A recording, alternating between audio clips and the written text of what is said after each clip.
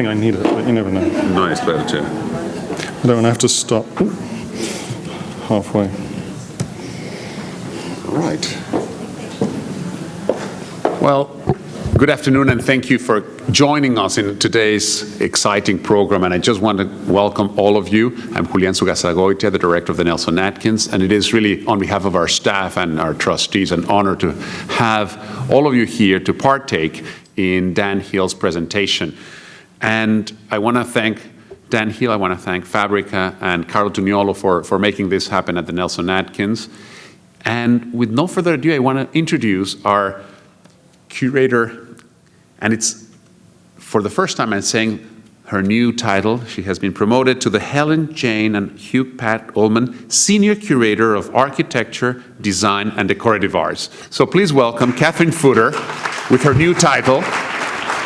I tell you, they told me that when we do the cards, the ink just to print the title is an increase in our budget, but it is well deserved and it is super regular. So please welcome Catherine. Thank you.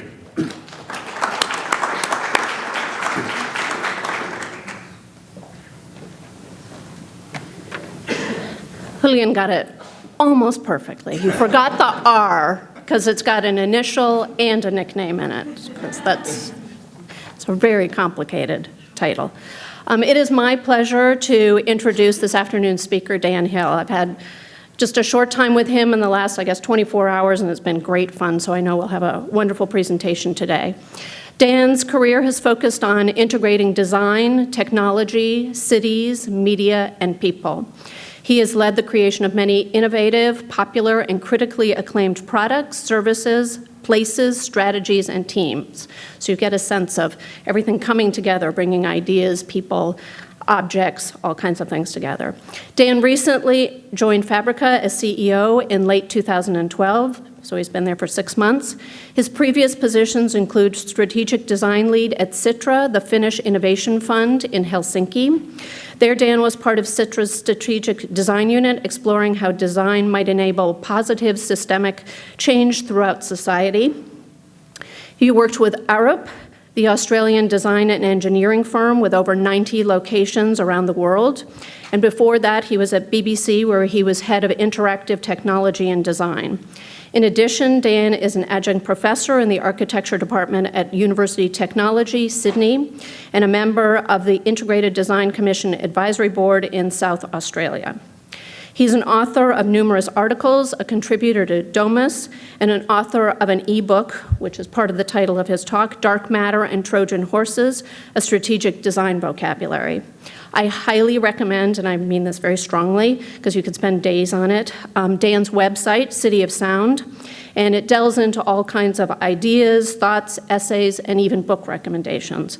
And I had to thank him yesterday profusely for recommending a book which I feel so deeply about, which is called New Finnish Grammar. For Dan, it had extra resonance because he was living in Finland. It's by the Italian author Diego Marani, so I'll write that down. But I'll let you, Dan tell you about Fabrica and his history, and please join me in welcoming Dan Hill.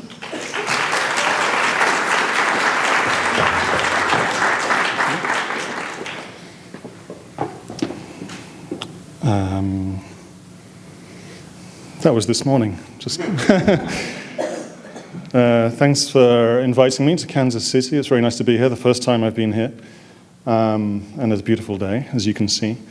Thank you to Julián and Catherine and the rest of the team here in particular. It's amazing to see this institution. I'm very proud to be here. I'm pleased to be here. I'll start to unpack a bit of that horribly long and awkward biography that Catherine outlined a bit. In the context of Fabrica, which is a communications research center in Italy, in Treviso, near Venice, about half an hour away from Venice, which is part of the Benetton group. It looks a bit like this. Well, this is one view anyway, so it's rather nice, as you can see.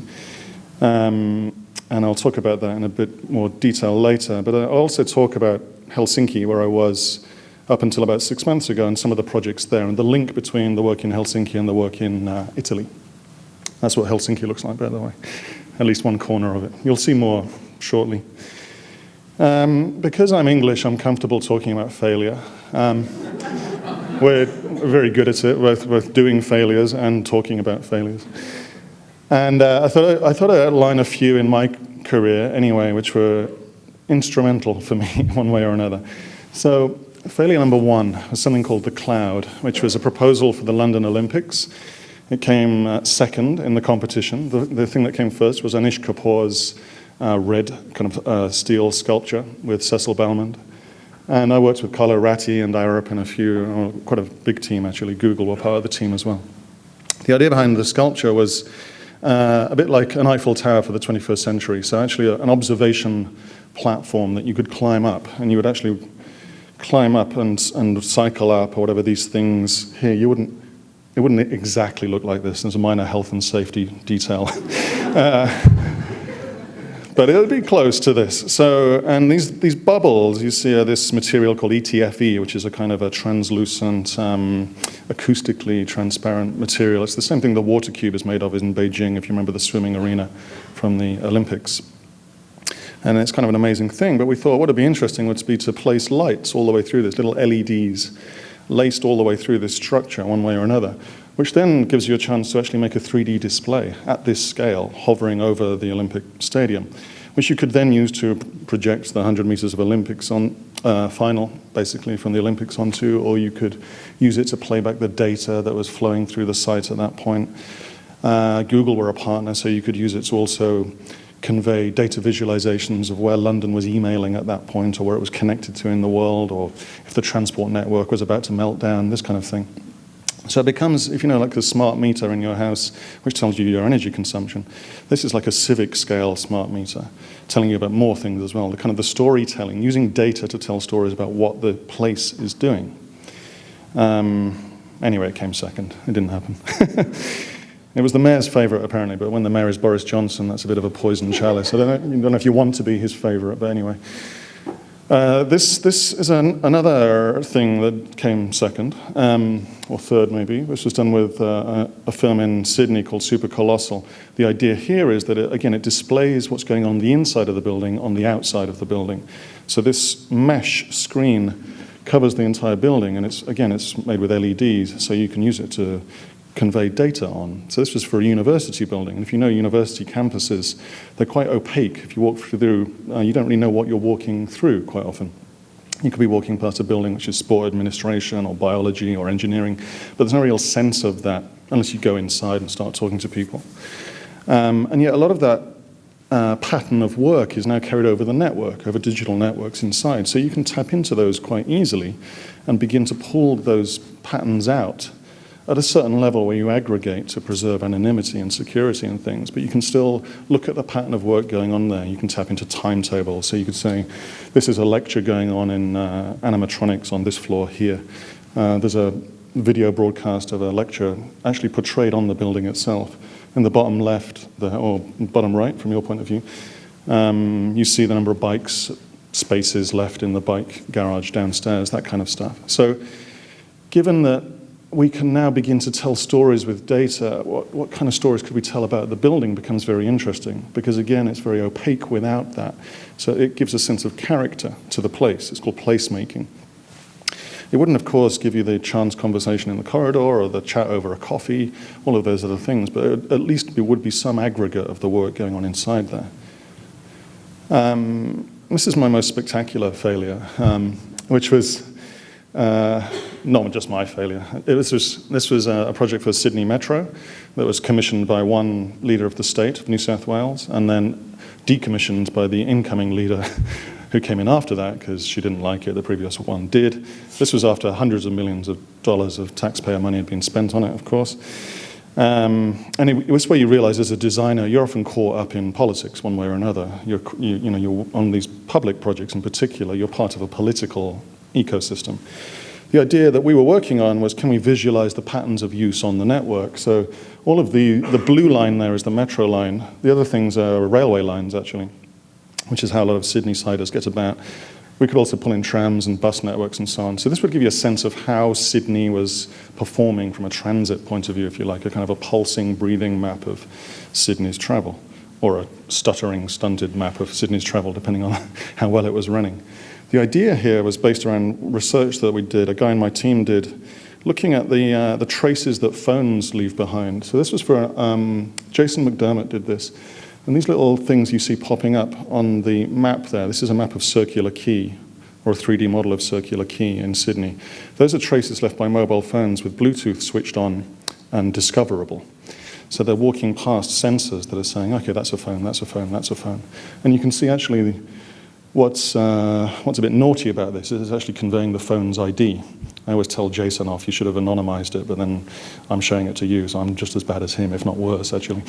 So I should have anonymized it as well. But you see this really fascinating pattern of use from people walking past the 7 or 8 sensors. This is around a lighting, an art festival called Smart Light Fields, which was a sort of a lighting art exhibition in the city.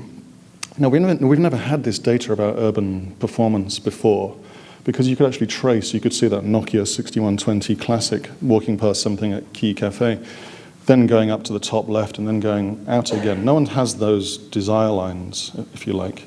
Nothing individual like that. And then nothing could aggregate at this scale and actually leave running 24/7 to understand how the city is being used or not. And we make multi-billion-dollar infrastructure decisions without this data, usually by sending students with clipboards early in the morning, probably slightly hungover, just to count people walking past for an hour, and then that's an aggregate. And that gives you a sense of, well, is this place busy or not? What's going on? And that, on that basis, on clipboards and 5-bar gates and things, done by slightly hungover students, we make multi-billion-dollar infrastructure decisions all over the world. So this was sort of interesting to start pulling this data out, and we thought you could also pull this data out in real time and display it at that scale in the station environment. So you could see where the trains were, you could see where people were, you could see how busy the incoming carriage was on the train, so which end of the platform to queue on, all of these things. Same data down at this level, of course, and then at this level. What's interesting there is that infrastructure projects don't work like that, actually. I'm used to building websites, and the idea that you'd use the same data across different spaces is kind of unheard of in infrastructure decisions, where each of these platforms is procured independently. So the guys, and it usually is the guys that design these things, are not the same guys that design the mobile phone app and so on. So data begins to change the way you think about these systems and the way they fit together quite radically, as we've seen in many other walks of life. So anyway, none of these projects happened for various reasons, and I was interested in why, because sometimes it was the idea, or it was a stupid idea, or it was badly executed, or we didn't sell it well. But other times it was things outside of our control. And when it came to the idea of, well, what kind of city do we want? It occurred to me that we know most of how to do a sustainable city. Say if we want to do a sustainable city, which is a big if, but most cities would say they want to now. We kind of know how to do that. We know everything about renewable energies. We know the business models for it. We know about biking and walking, not driving, all those sort of things. They're all totally known. There's no argument about them. And we have the technology to do anything. We can build anything. We can make anything, more or less. It's not a technology problem ever. But why doesn't it happen? Given that, again, we know a lot of those things technically, we can make all of these things. There's something else that's underpinning that. Why is it so difficult to get things done? And we realized that it's not the idea or the technology, there's something else there. It's actually the way we make decisions. And that's because of all of these things that are too kind of boring to go into. But this is why things don't happen. Inertia, legacy, scale, interdependency, just sheer complexity of making those kind of decisions at that scale.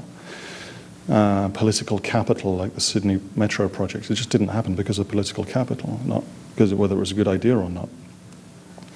Now, part of that, when you're a designer, you end up you realize you're in quite a tricky position most of the time. This was written by Victor Papanek in 1984. It's a great, great book. And that's how he saw what the designer can actually influence on a problem often. So when we talk of star architects like Zaha Hadid or Libeskind or Gehry, they're a tiny, tiny, tiny percentage. Well, it's 5 people, to be honest, maybe 6. Most designers are stuck in this position in the kind of the wrong bit of the triangle, with not much to influence in a way. And that's our fault as much as anybody's, I think, for different reasons, which I'll come back to. But there's also this problem, and this is Cedric Price is one of my favorite British architects from the 60s, and he had this great quote in the mid-60s, technology is the answer, but what was the question? Which was just a lovely way of thinking about it, and that was in the mid-60s. We haven't really clocked onto this sort of 40, 50 years later. Or all the talk of technology, we quite often jump on a solution or a particular technology without standing back and saying, oh, hang on, what are we doing in the first place? What do we want? Because again, we can kind of do anything, so how do we understand that? So I got interested in redesigning the context around things, decision-making itself, if you like, addressing the question. And my previous work at the BBC, I'd realized that was kind of what we were doing there. When the internet hit the BBC like a torpedo into the middle of an ocean liner, you had to figure out what to do. You know, either you somehow absorb the energy of that torpedo, to stretch the metaphor, and go with it, or you sink. And we managed to reorient it by actually stepping back and asking some very deep, serious questions about, well, what is the BBC? What is media? What's public service media at this point? And rethinking it at that level, at the very, very highest level. When I worked on libraries in Australia, you know, after Wikipedia and Google, there was a lot of rhetoric about, well, do we even need public libraries anymore? We can look anything up. And of course we do. I can think of 20 good reasons why we need libraries as physical buildings as well, even given Wikipedia and Google. But we have to ask that question. We have to rethink the question because it does change things. It absolutely radically transforms it. So the question of what a library is became the design challenge, actually, not how do you make a library, because we know how to do that. So working on the State Library of Queensland, which was redesigned by Donovan Hill, Peddle Thorpe, kind of retrofitting a 60s building, or early 70s building actually. They did beautiful work opening up the whole thing, making a very porous structure. It's a wonderful, wonderful library, one of the best I've seen in the world, and I'd urge you to go and look at what they did there. But the other interesting thing was that they put free public Wi-Fi across the whole thing. Open access, no password, 24/7. And the building was open because the climate of Brisbane is subtropical, Australian climate, so you can actually, this guy's there at 11 o'clock at night. The whole building's open basically 24/7. Certain bits are closed off, obviously, the interiors, but the whole ground floor is certainly open all the time. This is about 5 o'clock in the morning. And I researched the hell out of this place. It was kind of fascinating to see. And what we discovered was that because of the Wi-Fi, the building was in use 23 hours a day on average. You could look at the network patterns and see there was more than 100 meg flowing over the Wi-Fi network, even at 2 o'clock in the morning. So there's just stuff going on. It was being really heavily used. And in some way that contributed to this leap in visitor numbers from about 400,000 a year to 1.2 million a year. It's difficult to say what the Wi-Fi's proportion of that was, but we did a study looking at the way that it changed the way people thought about the place. And people were coming to this place from 100 kilometers away to use the internet. And we actually found that a lot of people had the internet at home, but they were still coming here to do it because it was a really nice place to use the internet. Right by a river, it was a beautiful building. You could sit outside, inside. The architects were good enough to have designed a whole series of small, intimate little places for little nooks and crannies where you could sit like this. This was never intended to be used like that, but of course users, people, citizens do wonderful things to buildings. They find ways of adapting it and bending it to what they want to do if you design it in an open way and if you layer on an open kind of culture on top of that. Again, huge leap in visitor numbers and incredible usage. What was interesting was working with the library's staff on this, was also working with the librarians and curators that worked there and helping them understand why this was a good thing. Because many librarians, actually, the last thing they want is people touching their books. Even in a public library. It's kind of it's the tension at the heart of being a librarian or an archivist or a curator, is you're kind of an archivist. At the same time, you're putting things out in public, and it's quite awkward as a result. So when people were coming through and people were using the place as a place to go and use the Wi-Fi, they were going, well, what's this nothing to do with a library? Like, we didn't used to give people stamps to put on their envelopes, to send messages to each other, which is completely the wrong way of thinking about it, but you could kind of see where they got to given their training and culture. So to work quite carefully to help them understand that, now this is rethinking what the library is. It's not just a place of information access, although it still does that. It's a place of building knowledge. And this point of going from information to knowledge to wisdom, actually. So your job there is much more open and interactive with people, helping them figure out what to do in places like libraries. This is how users started adapting the space. Again, I started doing all these sketches of how people sat on the furniture because I was kind of so fascinated by the way they adapted it. I call this one reverse battleships. They were kind of like yoga names almost. And the other thing I did was I made a map of the Wi-Fi itself. So this is looking at Wi-Fi as a phenomenon, because it's invisible, right? So you can't really understand it. So I had to help the library see it. So I made this, and this is a model where the peak here is where the Wi-Fi signal is strong, and a trough is where the Wi-Fi signal is weak. And it's just to do with concrete and the number of Wi-Fi signal points in there. And this is layered over the floor plan of the building. So you get a sense of, actually, this is the shape of the Wi-Fi. If Wi-Fi was a built thing, this is what it would look like if you could see it. And of course, it helped us understand, well, why certain bits were suddenly mysteriously popular. Because the Wi-Fi signal was really strong there. And it didn't map onto where the cafe was or where the open points were supposed to be. You know, it had been done in a slightly ad hoc way, because architects are not used to dealing with Wi-Fi as a kind of a material in the building. They're used to dealing with concrete and steel and wood and glass and so on. But there was this other thing that was added, this invisible thing, that was part of an open culture, which was absolutely core to the library doing well. They hadn't really thought it through, though, so there weren't enough power sockets outside in these open places, so people would take a thing from the ceiling there and daisy chain it. That was actually for the cleaners Hoover, and they were running 4 or 5 laptops off it, standing on a chair to try and plug in. I mean, it was unbelievably dangerous. So we had to help them then figure out, okay, how do you design a space outside for Wi-Fi use as well? What happens if you dig into the patterns of data there again, the link to the first projects I showed you? So where is the library connected to became a very interesting question. You can look at the pattern of data again and see, well, actually all the usage of this library is going to Southeast Asia, which is very interesting from Brisbane's point of view, you know, as a cultural phenomenon. It's now more connected to Southeast Asia now than it is to, say, Sydney and Melbourne and Adelaide, which previously would have been seen as Brisbane's kind of sparring partners, if you like, or trading partners even. So you can see the patterns of usage, again, in the Wi-Fi network. You could even begin to then look at the pages that people were looking up, and again, scrape away all the stuff that wasn't relevant, and deal with the privacy issues, which are absolutely fundamental, but you can deal with them, so you only aggregate after a certain point. It doesn't identify any individual use. But then you could look at the most commonly browsed nouns or verbs in the library. So what are the names on the pages that people are looking up? And what does that tell you about the use of the library, again, is then a very interesting thing, kind of strategically, because the library could use it to understand what users are actually doing when they get there, given that this is largely invisible phenomena. But also you could play it back into the space, which would be interesting, as a kind of a real-time news feed back into the library. This is a mock-up, just using a spare glass case that they hadn't filled with anything else. So when we did another building, The Edge next door, which is a digital culture center for young people, we had to take these ideas into it. And the first thing we had to do was help the client understand what a digital culture center for young people was. Because they'd asked for a digital culture center for young people. They didn't really know what digital culture was, or indeed what young people were, to be honest. And it was the Arts Queensland, this is part of the state government. So I did this report on this is what digital culture is, and this is the way that young people are using it. But also this is what this building can do in the context of the city. The little red box is The Edge, next to the kind of big grey box, which is the State Library. And it's opposite the CBD, the Central Business District. So it can have this kind of naughty little sister relationship with the State Library, which is you kind of then portray as slightly more fuddy-duddy or a little bit stately, perhaps. And this should be more edgier, hence the name. But it can also project onto the Central Business District. It could interact with passing river traffic and so on.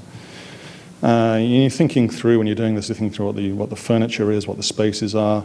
These are my sketches for can it display something back into the city again? But can you have greenery growing through the digital stuff? So it's this kind of organic digital hybrid building. We designed furniture for it, this is part of a seating units, but the thing on the back, you could place sensors in, so you could start seeing where these boxes are being dragged around and the kind of strange ballet that the boxes were making as they were being dragged around the space. Coffee is, of course, absolutely fundamental to the success of any place. So designing that, should the staff wear uniforms or not? All of these questions. This is this kind of very holistic design you get into when you start unpicking what I call the context around what you're trying to make. And you don't usually get the brief to do this. If you're an architect, you're usually dealing with a particular thing. And I'm an interaction designer, so you're usually making websites and mobile apps and things like this. There's this interesting space now in the middle, which is beginning to pull it all together. And you're asking, what is this key question? What is a library post-digital? What are those girls doing? What are they looking at on that screen? What's so interesting? We just don't know because it's such an invisible thing. They could be using Photoshop, they could be writing music, they could be, making a CAD model for 3D printing, they could be looking at Facebook. They're probably looking at Facebook, right? But they could be doing some of the things, but we just don't know. So we can tap into that if we understand how to read that new kind of activity. And it goes way beyond traditional audience research or asking people what they're doing. It's much more systemic than that. Think of it the way that Amazon thinks about using your browsing behavior to build the entire shop. That's what it's made out of. So using design to ask questions became this interesting thing. And we often call this sketching, actually. These are student projects I did when I was teaching at University of Sydney. I didn't do them, students did them. I was the teacher. This is Celia Johansson, a student who took a pedestrian crossing in Sydney and built this kind of sensor above it so she could see when people were pressing the button. The thing at the bottom is the button to stop the traffic lights. She slightly illegally taped something over the traffic light to see when it was turning green or red. Well, actually very illegally, but we only did it for a short amount of time. And then she made a Twitter feed based on those 2 data points. So she knew how frequently the traffic light was turning, and she knew how frequently people were pushing the button. So she made up this character for the traffic light called Lonely Light, which had its own Twitter feed, and she conveyed that data into character. So she gave it a character. The light would freak out if people were pressing the button too much, or there were too many cars flying past, or it would get bored if the button wasn't being pressed at all, and it would tweet about that.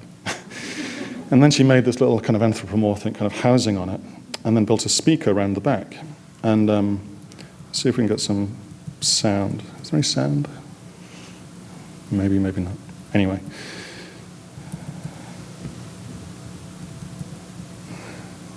No?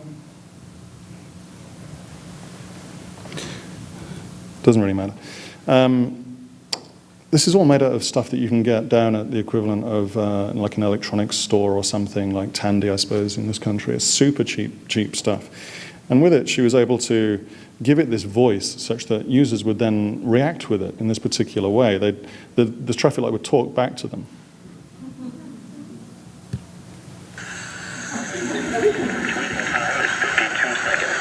Can you hear that at all?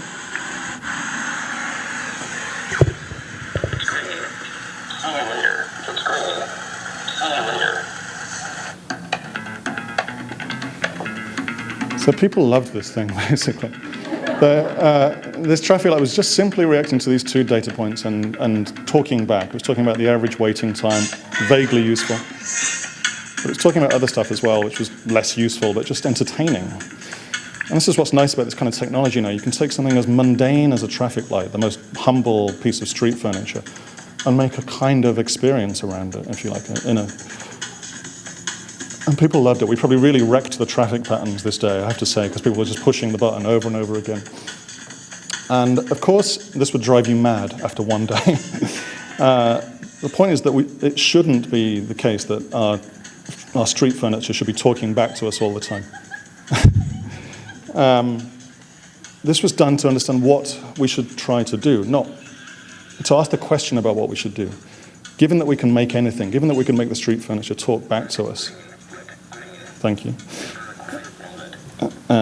What should we do? We clearly shouldn't do that because, again, it would drive you crazy after about 2 days. Imagine if everything started talking back to you in the city about what was going on. It would be this strange cacophony of machinery. But what should we do was the point of doing this work. Another student, Jessie, did this very nice project where she made these very unobtrusive-looking, chairs for a bus stop, again in Sydney. And she made this all herself, just in the shop, and did this very nice little project where basically someone comes and sits on the seat waiting for a bus, and then someone comes and sits on the seat next to them,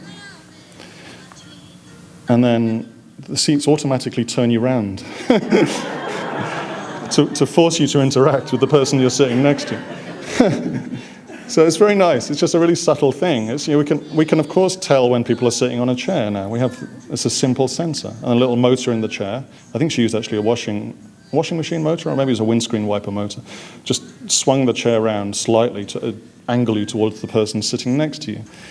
But of course, again, we shouldn't do this, really, but it asks this interesting question. Culturally, what's the appropriate thing to do? It would be completely different to do that in Kansas City, probably to Helsinki, to Sydney, to Tokyo. It would be very different responses. So it kind of asked the question about, well, what's social mores and habits, and what are the right things to do? Would that increase social acceptance or happiness in the city, or would it lead to incredible awkwardness and tension? It could go either way. So using technology to kind of sketch in hardware, if you like, to ask these kind of questions, this prototyping is something that design can do, which can be used to unpick some deeper things, I think. So redesigning the context, the decision-making, the question became interesting. And again, it gets to the heart of, well, why is change so difficult? And we think about these big kind of problems, which we just have no answers to coherently, it seems to me. We can't move effectively on climate change for a whole number of reasons. Likewise, healthcare, economic development, well-being, so on, they're incredibly tough. And in a way, it's because it's a new kind of problem, right? We've never dealt with those kinds of problems before, arguably. In the 70s, Rittel and Weber talked about them as wicked problems. So we've known about this for a long time again, but we've never really thought, well, how do we address that? And one of the problems that here is because now we're asking institutions to deal with things like climate change, it's partly leading to a massive drop of faith in institutional ability to respond. So this is data from 2010, 2011, showing a drop in people reporting confidence in national government, basically all over the world except sub-Saharan Africa and bits of Latin America. So massive drops in advanced economies in South Asia. It doesn't really map onto whether they're doing economically well or not, because China was doing very well economically at this point. You're still getting a loss of faith in national government. This was before the peak news year of 2011. So my previous colleague at Citra talked about it in these terms. We have 18th century institutions facing 21st century problems. Something like climate change is a 21st century problem. And yet the institutions that we're looking at, national governments, state governments, largely emerge in the 18th century or 19th century perhaps. They come in the post-Enlightenment kind of era, as does the public library, galleries, museums, health services, municipal councils, all those kinds of things. They emerge at that point. Very, very different kind of world. And we've kind of iterated and kind of tweaked them a bit, but we haven't radically thought about redesigning them. So as a result, a simple institution like a state library and a national government, they're all facing very big questions at this point. Again, it speaks to this idea of what's the culture of decision-making that's appropriate for the 21st century. And when you're looking at things like climate change, can you use the same tools that created climate change to try and solve climate change? It seems an odd thing to try and do if you think about it like that, but that's what we're asking our things like the national government or United Nations or the European Commission to do. And perhaps as a result, we're seeing this large-scale institutional collapse. These are the UK riots from a couple of years ago, the worst riots I can remember in my life in the UK, which were a completely breakdown between government and a core part of the constituency on the street. Same thing in the Occupy movement. This is Occupy Rome, by the way. It was slightly more visceral than other Occupy movements you might have seen, but that's Rome for you. It just sort of kicked off straight away. But the Occupy movement, again, was an issue with institutional response, one way or another. This is Tahrir Square, the Arab Spring, largely the same kind of thing. And you're seeing a pattern emerging here. You're seeing the combination of a square, Tahrir Square, a kind of a plaza or a piazza, and social media. So not as the driver, not as the cause is something else, like disenfranchisement or poverty or so on, corruption, but they're enabled by Facebook in this case, just as Occupy was enabled by Twitter. There's Zuccotti Park, a piazza or a plaza, and Twitter. We don't really do piazzas and plazas in the UK, so it's the high street. And in that case, BlackBerry Messenger. The UK riots was brought to you by BlackBerry Messenger, basically. So you see this combination of the piazza and social media, which is kind of interesting. This is Athens, the European Commission issues around the Eurozone debt crisis. But I could pop up John Berner and President Obama up there in terms of the deadlock in the US government as well. We're seeing this all over the world, this kind of lock around institutional performance. In Italy, where I am, of course, the parliament sometimes looks like this. And for various reasons, right? Some good, some bad. And the institutions there's a massive loss of faith in institutional ability to deliver at all. So it's interesting that, I don't know if you know this guy, Beppe Grillo, who leads a political party called Movimento 5 Stelle in Italy, and basically got as many votes as anybody in the recent national elections, about 25% of the vote. refused to appear on any mainstream media. Just their party did not talk to them at all. Nothing TV, no newspapers. Didn't spend a cent on advertising. Not a single euro went on advertising. And again, it's social media and the piazza. These guys went from piazza to piazza to piazza every single night, ultimately talking to 250,000 people in Rome on the night before the election. And then smart use of Facebook and Twitter, completely circumventing the entire political establishment, the media establishment. Very interesting. Meanwhile, over another side of town in Helsinki, where I was before, we can see institutional behavior getting caught in this same problem. This little story is, that's a public artwork in the middle. It says Helsinki. It was designed to be skated upon by skateboarders, and it was commissioned by the city council, and it was installed. And then the neighbors either side of the thing started complaining about the skateboarders late at night, because they're kind of noisy when they're on concrete and things, and they hadn't really been consulted properly, so they complained. So the city council sent out its public works team to dig a trench around the sculpture, which is what's going on there. You see, those guys are digging a trench around the sculpture, this is actually almost psychotic behavior. This is one part of the city council commissioning the sculpture, and another part of the city council vandalizing the sculpture. The public works guys are sent out to deal with the kind of the public art kind of people. And what's crazier again is that then, of course, people started complaining about the fact that the trench was dug. So a week later, the poor public works guys had to go out again and fill in the trench, which they just dug the week before. So again, it's, if you saw a person behaving in this way, you'd think you're slightly crazy. But this is how institutions get into this fix. And they don't really, I almost feel sorry for them, because how many complaints should there be before you send out the bulldozers? We don't really know. Is it 200, 2,000, 50? An important one? I don't know. And then how many do you do before you then send them out to fill it in again? We have no ground rules for this kind of thing. And citizens can complain more effectively than ever. We have the tools to organize very rapidly now. Meanwhile, in Helsinki, there's this other thing going on, which is super interesting. This is called Restaurant Day, or Ravintolapäivä.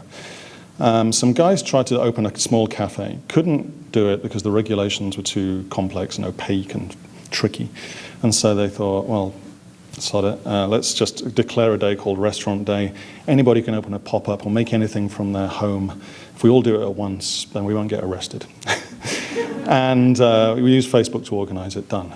And it happened. And there were 50 pop-ups the first day. This is a woman making egg and bacon muffins from her first floor window and lowering them down to the street.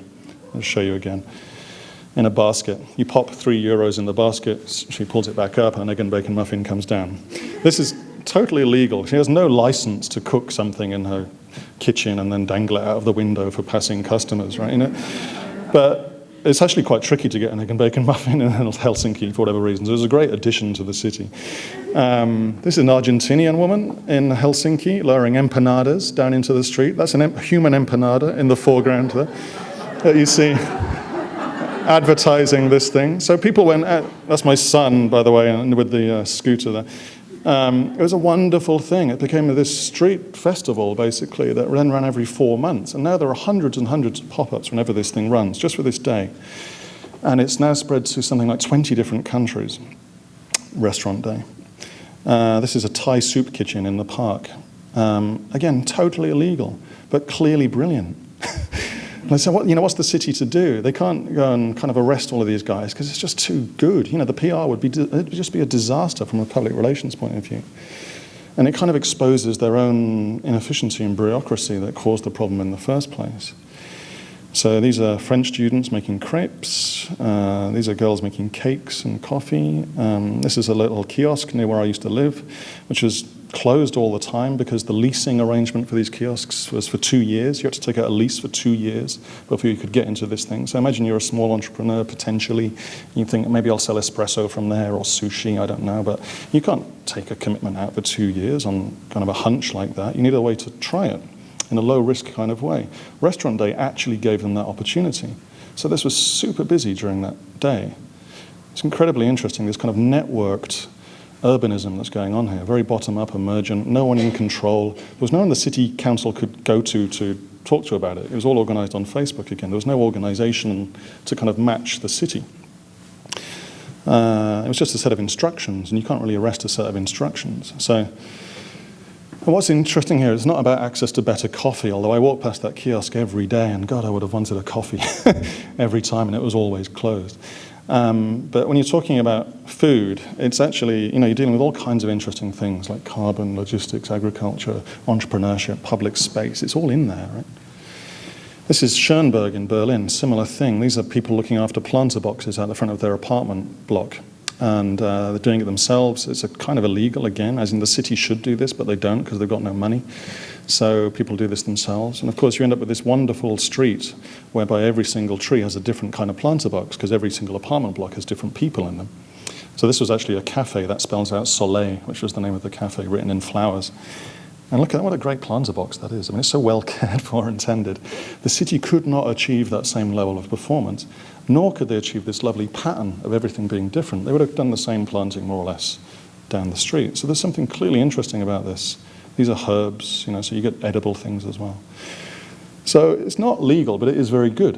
So there's this conundrum here. Like, again, what's the city to do? What do we do about this? And yes, it's a kind of hipster urbanism. I've shown you street food and community gardens, basically. It's so obvious and cliched in a way. It's not a hospital or a light rail system, but still, if a city took care of these small details, it would be a great city. And it's this combination of this kind of feel of the piazza, the plaza, the square, and social media laid on top enables this kind of emergent behavior. It's very interesting. So institutions now really have a lot of competition, actually, because citizens can organize themselves in ways that they never really could before, effectively, at scale. So this thing, Restaurant Day, Ravintolapäivä in Finnish, 32,000 likes on Facebook, and this was years ago, or like a year ago, and it's incredibly successful, and they just use Facebook to organize it, because Facebook's built for that kind of thing. And what's the city council got? It's not, you can't make anything as good as Facebook. So this just hasn't got the tools for that battle. Citizens are, massively outgunning them now. And then they had a 2-day hackathon, basically, where they built mobile apps for Restaurant Day. So this is the iPhone app, which is brilliant and works fantastically. They built it across all 4 mobile platforms. All of these little black things are pop-up restaurants. So you see the scale of number of pop-up restaurants, and then each one has information about them. Meanwhile, when the city tries to make something, this was the city council's attempts to engage the citizens of Helsinki, and it's one of the worst things I've seen on the internet for 10 years. I mean, it's just embarrassingly bad. Like, what's the future of motoring in your city? Who says that? And then you've got 60 characters to describe your answer in brief. I mean, it's just such a, I admire the sentiment they're trying to engage citizens. They just can't have that conversation. This is then what they did next, was put up a spreadsheet for you to fill in. I mean, you can't understand Finnish, but I swear if you did, it wouldn't make any more sense or be any more appealing. So, again, it's dreadful, but what are they supposed to do? Again, they don't have the tools for the battle unless they completely rethink what they are. The issue is we still need them. The day after Restaurant Day, that kiosk was closed and remained closed until the next Restaurant Day 4 months later, because the leasing arrangement was still the same leasing arrangement. The problem with pop-ups is they pop down. They don't actually change systemically things. They change the culture maybe over time in a very kind of slow release kind of way, but they don't do enough. You need to change the leasing structure if you want to really change the city. And that's where something needs to pull Ravintolapäivä, Restaurant Day, closer to the municipality. Or that space in the middle is then a very interesting place to do design. And a friend of mine, a Dutch architectural historian who rejoices in the name Wouter van Steenvoet, describe this as dark matter. Don't read the quote, but basically this dark matter, institutional, things like leasing structures, which is a design you don't often think of as your material. But what if you did? If you changed the leasing structure from 2 years to 2 hours, imagine the possibilities in the kiosk. And the hygiene regulations, the leasing structure, the financial capital you need, can you get a loan from the bank? All of that stuff is like the dark matter. The matter is the kiosk, the thing you can see, or a coffee shop or a sushi bar or something. But it's the dark matter around it that enables that thing or stops that thing. Just as with an iPhone or an iPod, you can understand the matter, the physicality of the thing. But actually, the reason that works is because of iTunes, the relationship with record labels, the relationship with manufacturing and logistics suppliers, the deals they've done with movie companies. That's all of that service stuff you can't see is what makes that thing work so well. So it's this matter plus dark matter thing, which is now this new interesting area for design, I think. We still need institutions because they're the ones that control the leasing structures, things like that. They can take the long-term view. They can be publicly accountable To be clear, Restaurant Day isn't a democratic thing just because it's using Facebook. Facebook is not a democratic thing. It's accessible, sort of, to some people, but it's not democratic. So we still need institutions, but just totally redesigned for the 21st century to work on the terms that people are used to now. This is where the strategic design idea comes in. Designing in that space between Restaurant Day and municipality. We use techniques like a studio to understand the way that these things fit together. So our response to the Restaurant Day thing was actually to set up a thing called Open Kitchen in Helsinki, which was a cooking school. Actually, we call it not a cooking school because they didn't teach you how to cook. We assumed that people knew how to cook. Restaurant Day was a great example of actually wonderful food all over the city, like those empanadas or the Thai soup kitchen. But it told you how to open a restaurant, how to get past the regulations, how to get a loan from the bank, how to design a space, how to run a team, how to be a manager, when you can expect the payoff for the loan to happen, usually in 3 years, not much money, but still. Which bits of the forms from the City Council you need to fill in, which ones you don't, who knows how to translate it. And we worked with the chefs, the great chefs in the city, who had got all this tacit information. They'd been through the system, and they ran the course for us. So they gave all that information back to the handful of people that did Restaurant Day, who actually wanted to open up a cafe. So that's a strategic response, and we did that with the city on board, so they could learn from that as well. They began to see a new kind of entrepreneur. They had no idea there was an Argentinian woman that could cook empanadas in that first floor window, you know. How could they possibly know that? Restaurant Day made that visible to them, but then what do they do? How do they respond to her initiative and enable her to take it forward, such that it then opens up also for everybody else? Only an institution can do that accessibility across the board.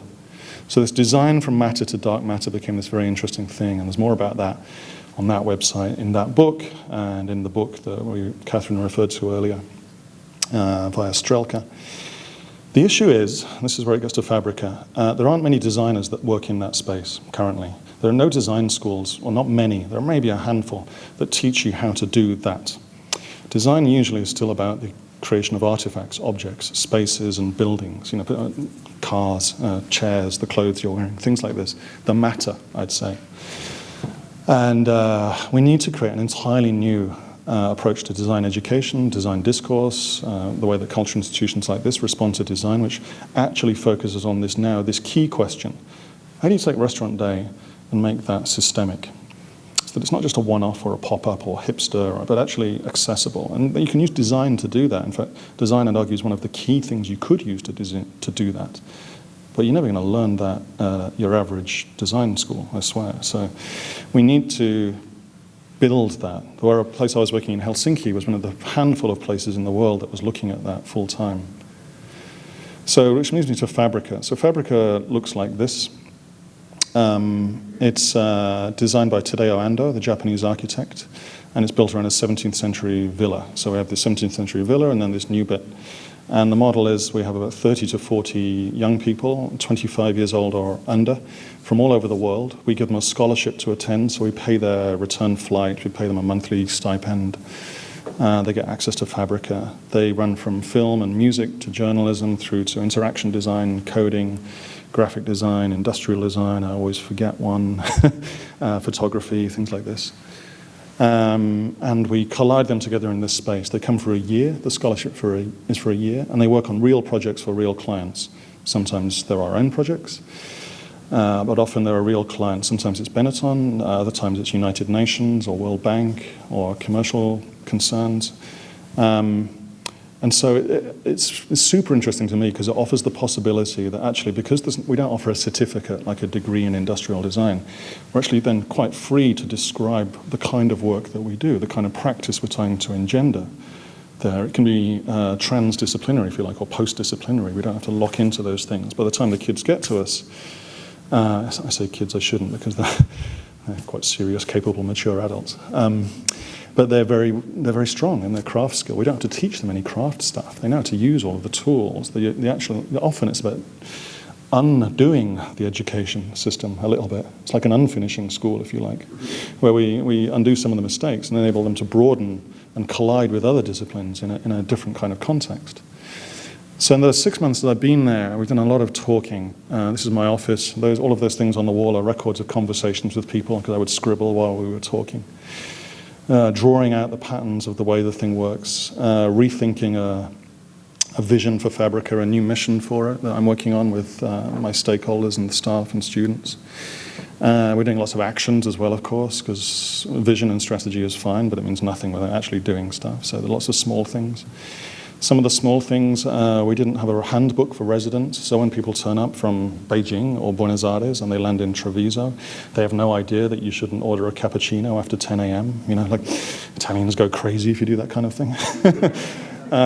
So we needed a book to describe what to do, what bus to get, how to get the ticket, you know, what to eat, what not to eat, also, but what the place is, what's it about, what are you going to do for a year. And we got the residents to make that themselves, so it's kind of made by them. So that was very interesting because it empowered that layer to just go away and do the project themselves. They'd never really done that before. Never been given that opportunity by the organization.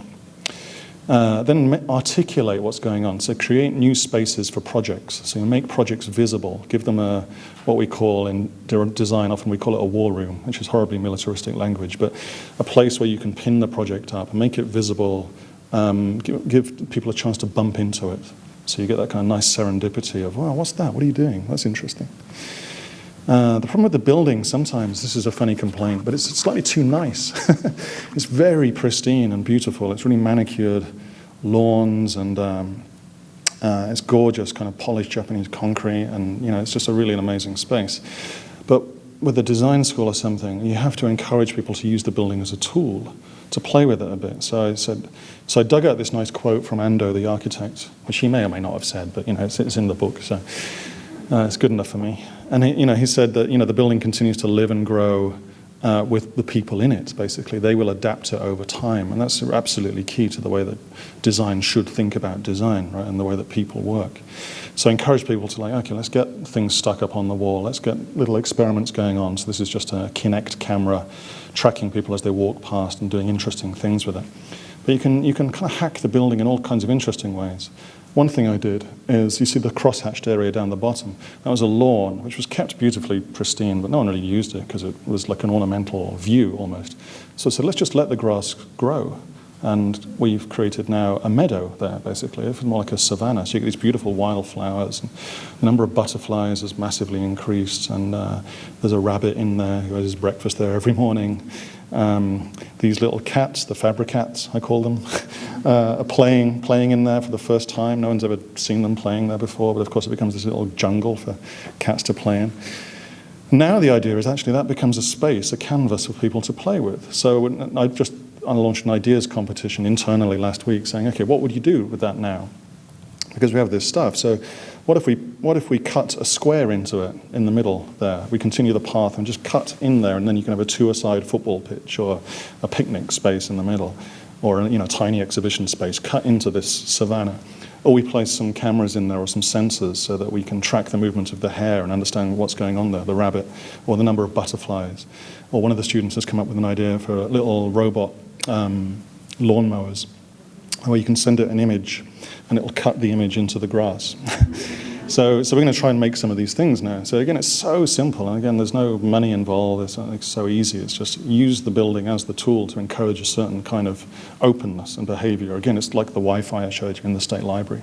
It's that kind of thing. Densifying, pulling people together in the building around some key spaces. The use of coffee. There wasn't a coffee bar, so we're making a coffee bar. Coffee is essential to this. I don't know if you'll be able to hear this again. Sorry about the sound. Whoops. Get access to, he didn't have the information networks that he needed. And so he got an introduction This is Stephen Johnson. To Benjamin Franklin, and goes to London and meets Franklin in a coffee house, the London Coffee House, and pitches him on this idea for this book about electricity that he wants to write. Now, the coffee house culture is crucial to this story as well.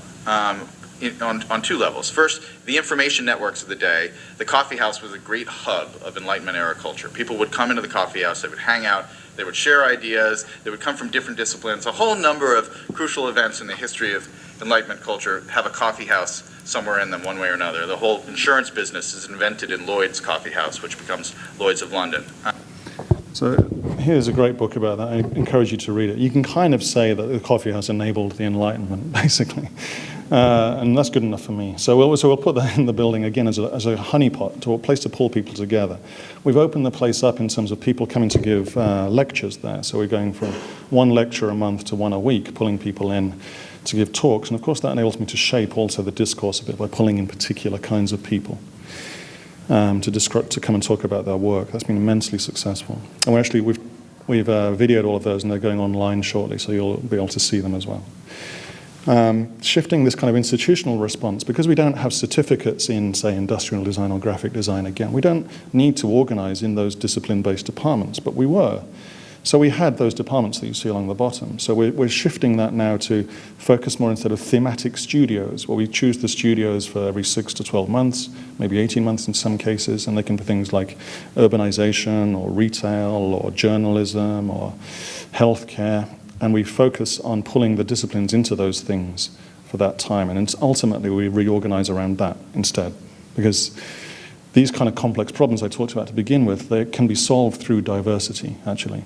There's lots of interesting research showing a diversity of people looking at a problem is much better than homogeneity. So you can have a bunch of experts. If they're all the same kind of experts, they'll perform less well addressing a complex problem than a group of people that are quite diverse, but with, say, a lower average IQ, if you believe in IQ. The diverse group will always beat the expert group at addressing these kinds of problems. It's massively interesting. So our diversity is a massive strength in our case. And you get into this possibility as well of going transdisciplinary, produce new things, new objects, new services, new organizations which are hybrid, digital, physical, cultural, spatial, commercial, and public at the same time, and so on. So the kind of projects we're emerging now, interesting things like using this is a fun thing called Little Printer that some colleagues of mine made in another, it's a commercial product that a company called Berg make. You can basically use this to print out your social media activity. It's kind of an interesting thing. It prints out the internet for you in an interesting way. So we got Colors magazine, which we make at Treviso. We made a feed for that.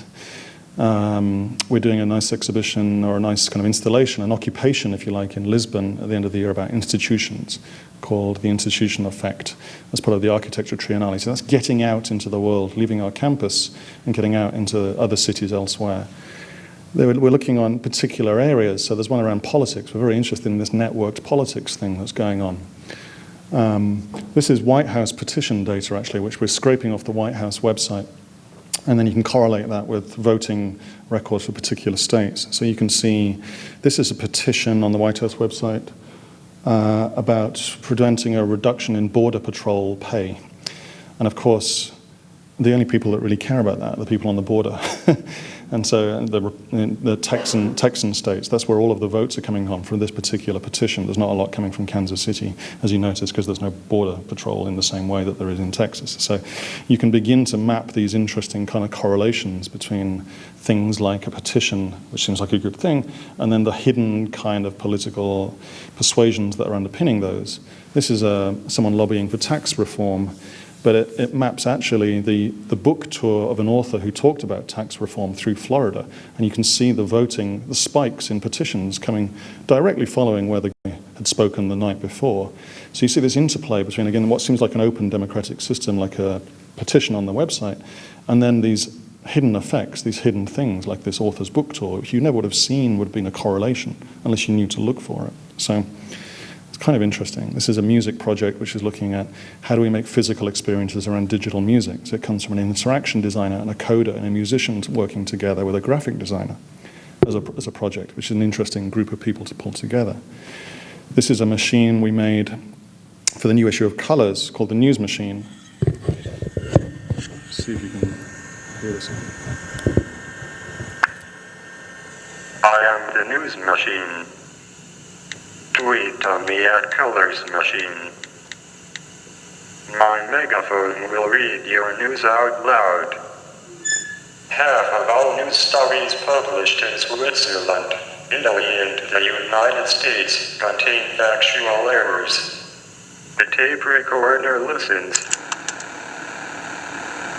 converting what it hears into text, so that the television can show it on screen.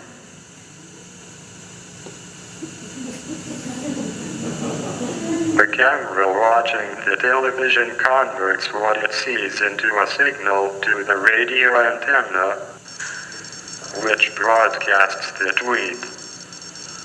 Half of all the news stories published in Swaziland, Sicily, and the United States contain feudal arrows. A waiting microphone interprets the radio address as text again, and then I'll print it. Compare the original tweet with my final report.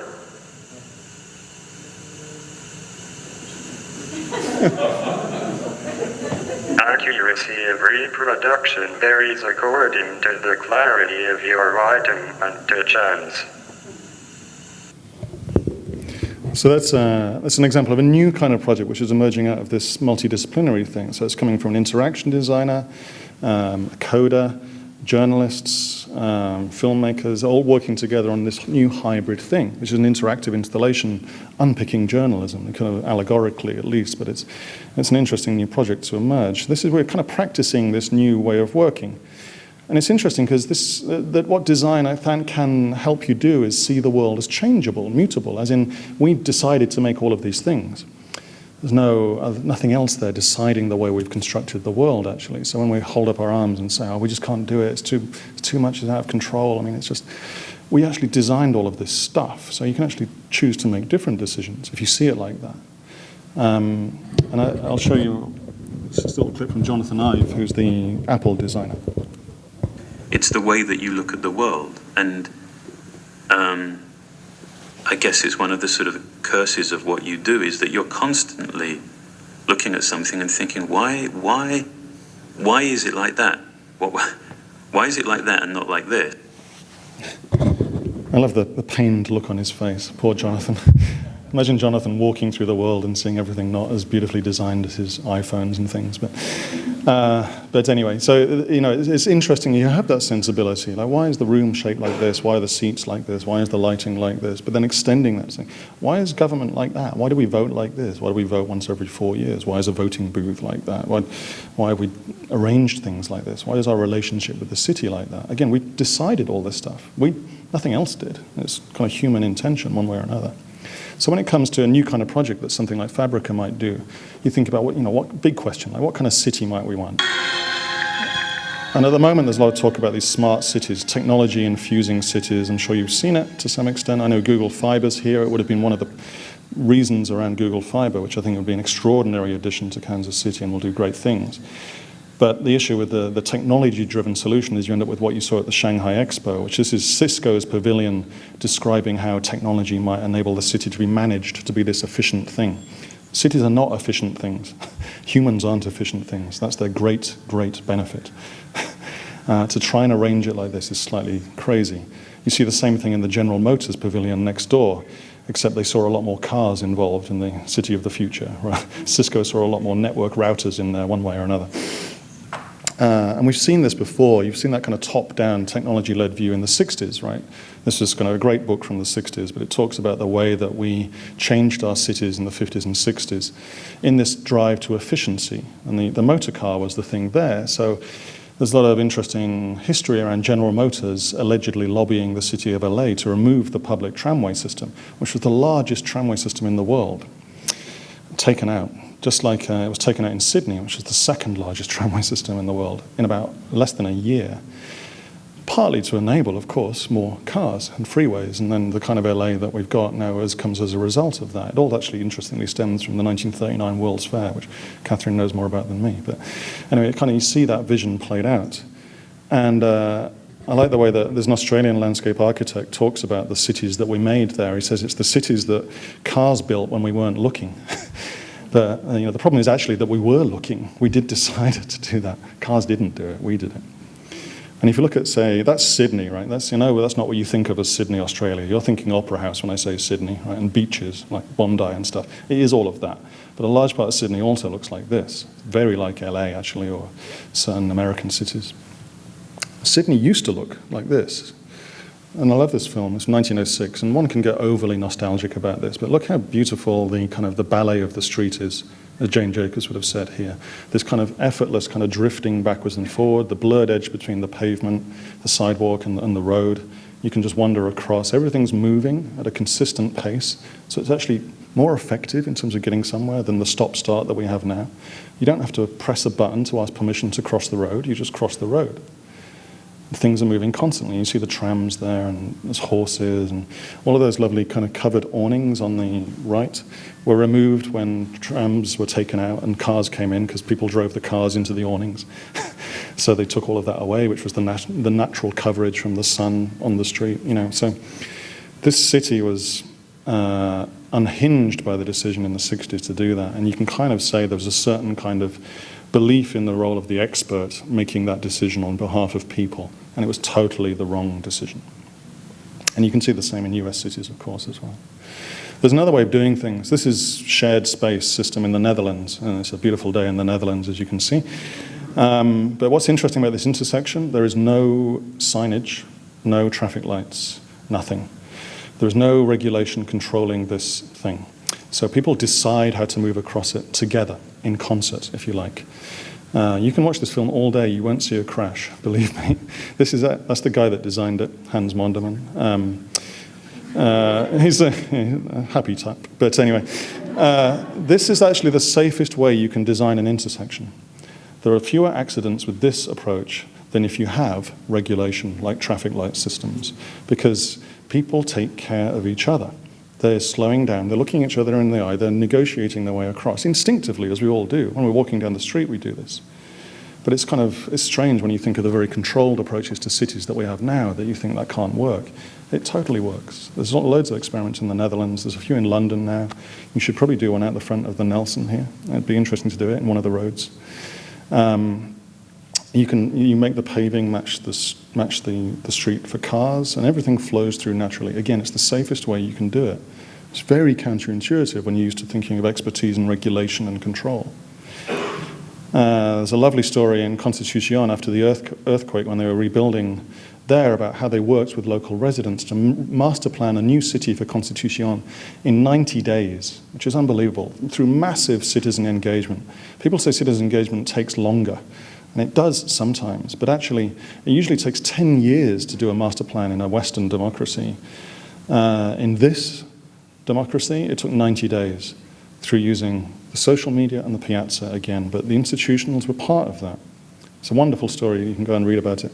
So these two responses are institutional and networked together. It's an interesting thing. The shared space system was designed by cities and experts just with a different sensibility, one that trusts people and is open to the way that people work together.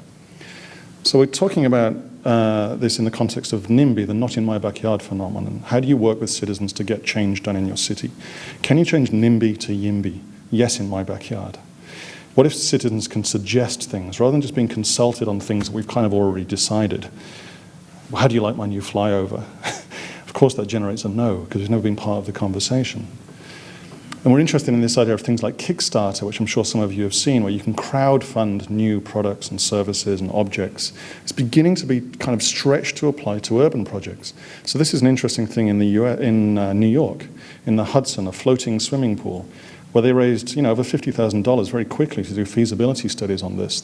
Citizens themselves did. This wasn't a proposal from the city council or developers. It came from a citizen group. So we thought of, let's do something called Brickstarter, because I can't resist a pun, about the use of these empty spaces. This is actually Savannah, Georgia, where I happened to be for a conference at the time. But Kansas City is full of empty space, as we know. Things like parking lots are massively inefficient use of space. There's lots of vacant lots. Like with any Western city, Western cities are full of vacant spaces all the time. But again, it's like the leasing structure on the kiosk. It's very difficult to get into them to do a test, a prototype, a temporary use. I'm not sure if this coffee bar is going to work, but I can't take out the leasing on this building in Midtown because it's just too much, so it doesn't happen. So we designed this, and I designed this very quickly, so be gentle with me in terms of the design. But what if you had a system like this, which would be an open system that will enable people to suggest uses for spaces? And these are all real spaces in Helsinki, by the way. This was near where I used to live, this thing in the top right, the stables. Empty building, beautiful old thing. It was a police horse stables, basically. What if we wanted to make that into a co-working space, cafe, shop? There's no way of knowing actually how to do that because that's stuck in the dark matter of regulations. People don't know how to unlock these things. And the city doesn't make it easy. There's no suggestions box or inbox on the city council. So this was very simply saying, use the dynamics of social media and crowdfunding, chuck them at the city and urban planning, and this is what comes out. So I, as a community member, might suggest a new use for this space, which is actually the entrance to a garage. It happens to be designed by the great Finnish architect Alvar Aalto, but it's the most kind of utilitarian piece of street furniture. What if it could be something else? Again, a co-working space, or it could be a little shop or something. How could I design a system that enabled you to chuck in $5, $10, $100, just like with Kickstarter, to get the feasibility study done? How could I donate my time if I'm an architect or a lawyer or an engineer? What happens if I don't want to put in money and then vote? This was designed to ask questions, actually. Is this the right thing to do or not? What's the relationship between voting and crowdfunding? Crowdfunding isn't democratic necessarily, so you need to make these design probes, we sometimes call them, to figure out the questions again. How do you have the community backers? Again, this is also obvious to make now. We know how to make these systems. But how should the mayor appear there, or the local councillor? Again, what's the language you use? That's kind of very interesting. And we were doing this with the municipality. Again, this wasn't an attempt to go round the institution, but to use it to redesign the institution. How do you make the details of what permits you need visible, opaque, so this tacit information can be shared? The internet is brilliant at that, leaving traces for people to copy. No city has this, I have to say. I show this in the US, I show this in the West. Nothing yet has taken these things and made them as accessible as they could do, partly because it's a real challenge to the institution. When we tried to sit down with the city, we got very far, and we're working with the deputy mayor, but he still couldn't wrangle the departments together to come to a meeting about this. Because all of these departments are involved in something like what I've just shown you, actually. A decision about one of those little spaces on the street involves all those things. And they don't talk to each other. They've got separate budgets, they're often in different buildings. So what we're doing again is kind of pulling together something new here, like with the studios and the departments at Fabrica, building a new interface on the front and the ability to think, well, what should it look like in the 21st century, this relationship between citizen and city, which is more collaborative. Well, we're now pursuing this in Florence, which is a very interesting place to do it. Again, huge number of vacant spaces. And I found this interesting precursor I wasn't in 13th century Venice, but let's see if this works. So for the times, Venice made immense efforts to avoid the corruption of other states, to stop power falling into the hands of one dynasty. Even ordinary people could have some influence on government. All over the palace are these letter boxes. Into the mouth, people could post private accusations of crimes committed at any level of society. It worked. Venetians were amongst the most law-abiding of Europeans. That's so interesting. That's on the Doge's Palace in Venice, a little system where you could anonymously post something to the city, which would then be looked at. This was in the 13th century. And that's basically an open crowdsourced distributed system in the language of the 21st century. But absolutely all the signs are there in history about the way that you might transform a relationship. So it's not just about activism, but activity. You don't just take things like the High Line in New York, which took 10 years and real people working all the time for no money, extraordinarily heroic efforts to get that thing up. But how do you make that more every day? And there's lots of lovely examples of this in the US in particular. Neighborland in our backyard, Space Hive in the UK, Voor de Kunst in Netherlands, Change by Us, which is a fabulous thing in New York. They're all going around the institution. They all sidestep because it's too hard to engage with the institution. But we need to take the institutions with us because, as I said earlier, they can do things that pop-ups can't. So we need to understand, I've gone from, Arab Spring to a website, which seems a strange thing to do, but think about the role of Facebook in Arab Spring. These things can be enablers of a different kind of activity. And a website can be asking questions about what the city is for, who it's for, how we decide that, which is a social contract in a way, the relations between citizen and city. So how do we design these things which are networked? The piazza and social media, they take advantage of people's innate ability to dress up as an empanada on a weekend, but also take the institutions with us, just redesign. That's a design challenge, it seems, for the 21st century. And as a communications research center at Fabrica, that's squarely within our remit. I find that very interesting because humans are social animals, and the way that we communicate defines what we are, what we do. And it behooves us to, as I said, focus design on that itself, decision-making, for instance, politics, by another word. So just finally, what I've talked about, I guess, I'll just summarize a little bit. Addressing public good, you'll see as a theme running through that. It's vitally important. It's often underplayed, sadly, in a commercial trade like design. Addressing things like these wicked problems is something that design, I think, can do, along with other disciplines working together, but we are well placed to address some of those things. Think about the piazza, think about institutions as well.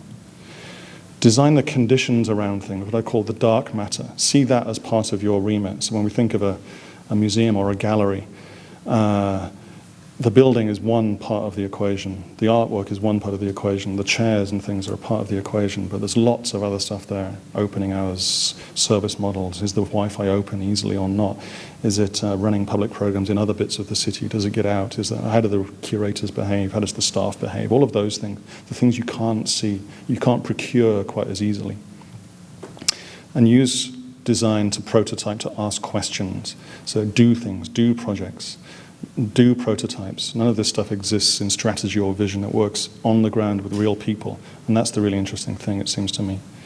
So what we're trying to make at Fabrica is this kind of new kind of school, new kind of design. I'd be very happy to talk to anybody who's remotely interested in doing something similar. Thank you very much for your time. Thank you.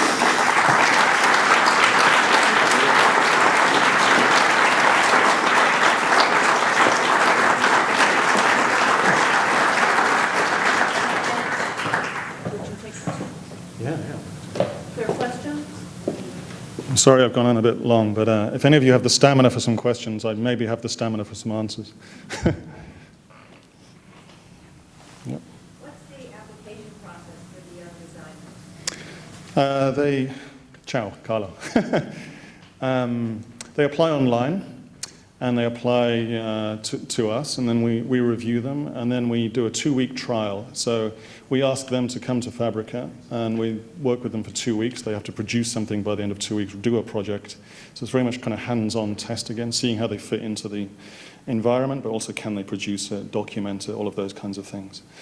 That's an issue slightly because they have to get to Fabrica. And so I'm thinking about tweaking that a bit, seeing what we can do at a distance, because it's a beautiful model in a way that we can take a kid from Beijing or Buenos Aires and we pay for them to come, but only when they've got in. So they kind of have to get their own way to Fabrica for a 2-week trial. So it takes a while, and we're kind of picky about who comes, but rightly, I think. But I like the trial. It's something that most universities don't go to that level to test people before they get in. But it does also create a barrier, so I'm kind of thinking about that one at the moment. Have any of your students approached the idea of developing a new way of educating young people through this new structure of public decision-making and creating an educational system? Good question. I'm not entirely sure because we've had about 600 people go through Fabrica now in the last 19 years or so, and they're all over the place. There's at least one in Kansas City. I met him last night. And they're all doing very diverse things. So some of them may be doing that. I suspect not yet, but I think the kind of projects that we'll start doing now might lead them in that direction. We're trying to create, a generation of young creative leaders, or the next generation of creative leaders, but what I'm trying to do is shift that practice to engage with the kind of thing behind your question. Can we create people now that have an appetite to change systems like that, as opposed to simply creating artifacts or media or the things that designers and creatives usually make? I'm an educator, and the reason why I ask that question is because we have students in our country who are homeschooled, and students who are publicly educated, and students who are in private education, and they're pretty much separated from one another. Yeah. But the students themselves are not separated. No. Because they have the social media connection. Exactly. When we have the same thing. It's a shame that what was done with your library couldn't be done with education as well. I completely agree. So that's the work I was doing then was I really enjoy working with libraries or institutions like this because that's the challenge. I said it's a bit like when the BBC got hit by the internet. You either figure out how to take those things and be stronger as a result, or you're just on a slow decline, because those forces are so strong. But as I was trying to get across as well, we also need to critique those things and understand the very hard limits of social media. We can crowdsource a revolution, but we can't crowdsource a light rail system. We can do Arab Spring, but we can't, make a light rail system. So, there's strange dynamics at work there. And as I said, they're not democratic, but they do enable this kind of very transverse, kind of horizontal kind of communication, which is quite radical, I think. It begins to question departments, things organized into disciplines. And those are the interesting questions for me at Fabrica. And there's a few places around in the US that are beginning to ask those things. And MIT Media Lab, for instance, at the moment is pushing very much in that direction of what the director there called an anti-disciplinary approach. So, yeah, very interesting. There was one over here somewhere, but yeah. You've used your, I'm not sure how to describe it, elaborate way of tracking, yourself and Yeah. how are you able to track your own students once they've left? I mean, the effect of what they've learned at Fabrica, is that then trackable and evaluated once they're out there? Yeah, we need to be a lot better at that. It's one of the key priorities for me coming into the job was we weren't using the effect of our alumni network enough. And so we're taking a few measures just to basically build the mailing list, keep in touch with them. So there's very basic things you can do. Give them an email address, a Fabrica email address for life, because they become then ambassadors for Fabrica as well, and it costs us nothing, basically. So you can begin to bind that relationship, get them coming back for lectures, pitching projects back to us. So working in a much more productive way with them should work both ways. And of course, good schools do that a lot anyway. Harvard, MIT have very strong alumni programs. ETH in Zurich is fantastic for that kind of thing. So yeah, we need to get a lot better at it, and it's one of the key strengths I think we could have because we have this very tight relationship with alumni. They always see Fabrica as a transformational place. I mean, sometimes in a bad way and sometimes in a good way, but they always have a strong relationship with it. When I've spoken to them, it's like a real love-hate thing. It's quite deep. They're not bored about the conversation, put it that way. They're full of ideas, but we haven't used that enough yet in a good way. So that's a big priority for me. I was at the back. Do you think that upcoming wearable technology, Google Glass, augmented reality, stuff like that, do you think that's going to be a game changer in terms of making dark matter more visible, or do you think it's just going to be another tool of toolbox? Oh, that's a deep question. And you should never try and predict those things. I think the physicist Niels Bohr said prediction's always really difficult, especially about the future. He was a Nobel Prize winner, so who am I to say? But look, I think Google Glass is super fascinating. I don't think it's there yet at all for another 5 years at least. But if we see how fast that's... If you've seen a prototype of Google Glass a year ago, it looked like you were basically strapping the inside of a washing machine onto your head. And they've gone down from that to something which is like a little sliver on the glass in 12 months. So technically, again, not a problem. Culturally, how that works is another matter altogether. I mean, it would be very strange if I was wearing this now and you were thinking, is he talking to me, or is he looking stuff up, or is he checking me out on Facebook, or what's he doing? And we're just not used to that. So what I would say is get those things out there into the wild and see. There's no way of predicting again, so we need to prototype and do tests with them. I can see all kinds of interesting possibilities. And to me, as a strategic designer, to walk around the city and see the overlay of building codes and hygiene regulations and to see why spaces are empty or full would be very interesting. To see why in a city like Kansas City, bits of it are busy and bits of it aren't, will in some way be to do with that invisible dark matter that I called it, which you could then build into those kind of overlays. But you could equally do that with a phone, right? Holding up a phone over the city, which might be a little bit more distanced and different to glass. So now they will be game changers. We just don't know how, just as it was impossible to imagine that in Italy, that election result, I said, even 6 months ago, no one would have guessed that. 8 months ago, perhaps, that there would have been a party coming from outside of the system, using Facebook and Twitter and Piazza and winning more votes than the established incumbents, but not talking to the media or doing any advertising. Can you imagine a political party in the US not talking to the media and getting the most votes in an election? I mean, it's just unheard of, right? So we don't know how to predict these things. The thing to do is always be constantly looking at what's going on, getting your hands on Google Glass in that case and building with it. Just start testing, prototyping. Do something with the Nelson with glass. It would be super interesting. Sure, I can take, yeah. Have you seen any evidence that Fabrica is changing any education, art schools, design schools? We have a few alumni working in those places now, so they're no doubt changing it. I think, why I'm interested in, why I come, Julian is on our advisory board, so it's incredibly interesting to have this conversation now, and I learn more from him than he learns from me. But I hope that this conversation between Fabrica and the Nelson, say, or Fabrica and the Royal College of Art, who are also on our advisory board, that someone like the Royal College, which is the oldest art school in the world, basically, can look at Fabrica as a funny little prototype on a much smaller scale, and we can be nimble in a way that the Royal College of Art can't, or perhaps the Nelson can't, in the same kind of way. And then try to absorb the things that make sense for them. There's things that we do that wouldn't make sense to adopt at the Royal College, say, or MIT, which is another one of our partner institutions.